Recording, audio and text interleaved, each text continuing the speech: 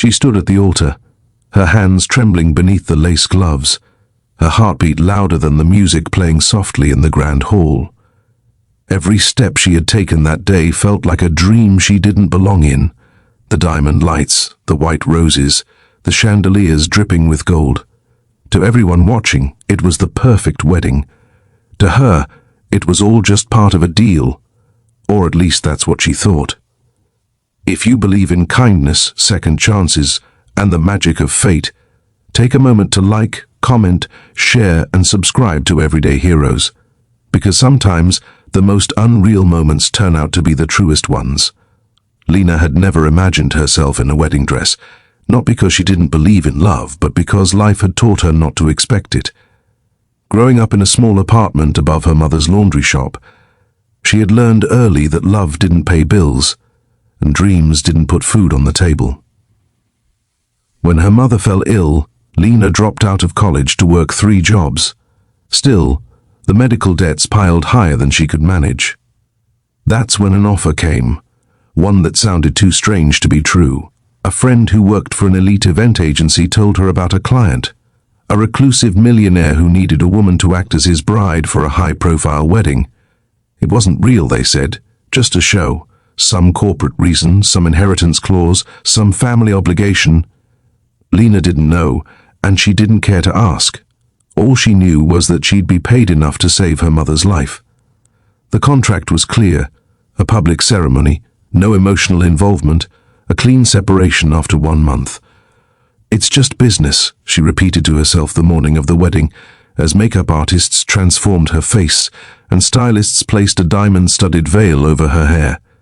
But when she finally saw him, Ethan Hayes, her heart did something she didn't expect. It skipped. He was calm, handsome, every bit the man who could afford to turn life into a stage. His grey eyes had the kind of sadness that made her wonder what story they hid. He didn't speak much during the preparations, just a polite nod and a quiet, "You look beautiful." For someone playing a groom, he seemed almost nervous. As the ceremony began, Lena felt the weight of every eye in the room, the whispers, the flash of cameras, the perfection of it all. It didn't feel fake anymore. Her mother was in the front row, tears streaming down her cheeks, believing every second of it. That thought nearly broke Lena. She was lying to the one person she loved most, pretending to live a life that wasn't hers. But then came the moment. The priest asked them to exchange vows. Lena hesitated, unsure what to say, the script she'd been given suddenly meaningless in her trembling hands.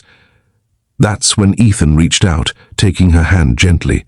His voice was low, sincere. "No need for the script," he whispered. "Just say what you feel."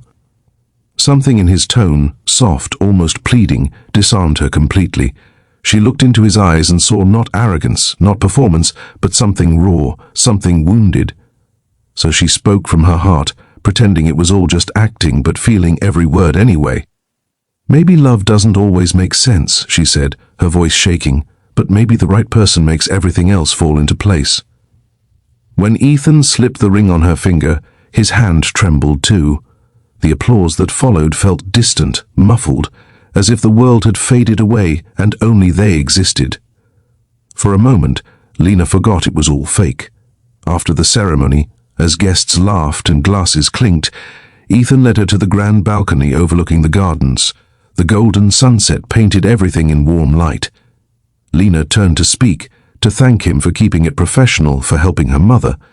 But before she could, he leaned closer. "It's all real," he whispered. Her breath caught. "What do you mean?"